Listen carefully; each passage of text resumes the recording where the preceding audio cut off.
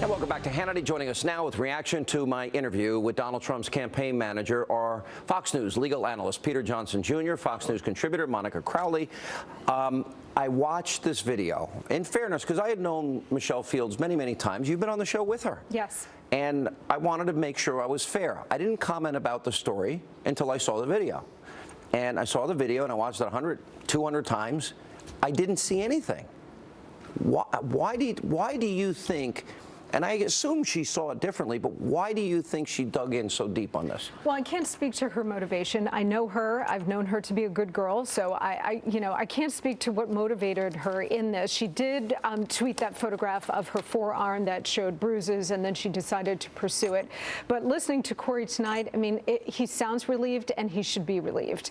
Now that the criminal component of this is over, she says that she might pursue a civil case for defamation against him, but I don't see how that could possibly go forward, and I think it would be ill-advised for her to move forward. Her original statement, Peter Johnson Jr., as an attorney, I asked you, someone had grabbed me tightly by the arm, yanked me down. I almost fell to the ground, but I was able to maintain my balance. Yeah. Is there a defamation case? There might be something called a case for malicious prosecution that Corey Lewandowski could make against Michelle Fields. So I thought it was a serious charge. I thought that he was facing a difficult trial in some ways because there was a touching that wasn't asked for by Ms. Fields.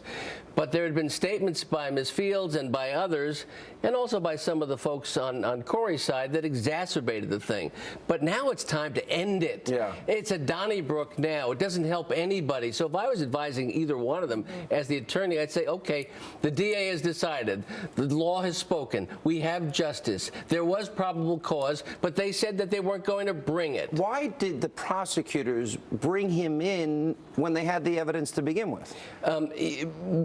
Especially, someone says that they've been touched without permission. Someone shows that there's an injury, allegedly, as a result Monica of it. touched me inadvertently in the green room earlier, and I'm going to make charges. Sounds naughty, Sean. The point you make is a scrum. Touch my arm. The point you make is that there are body men and body women who are around candidates.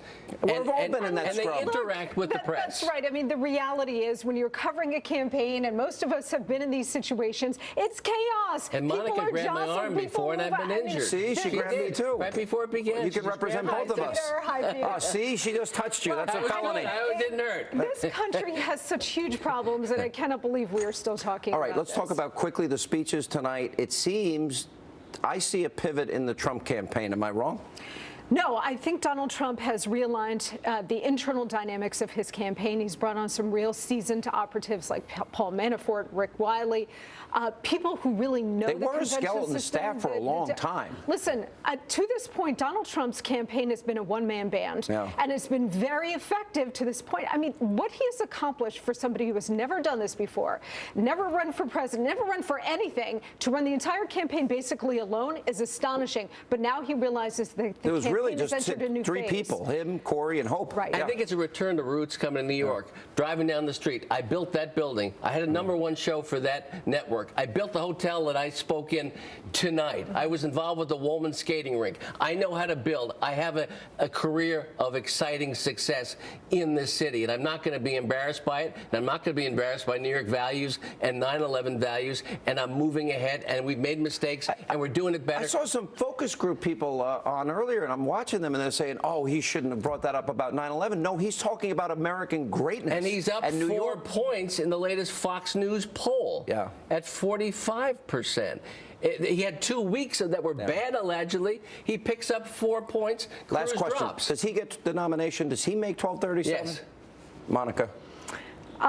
That's an open question, Sean. His mission is to get to 1237, but look, this is such an unpredictable year. Anything could happen. And Ted Cruz is still making this. I don't blame you. It's been crazy. Ted Cruz is still making this a race, and don't underestimate him either. Agreed. All right. And coming up.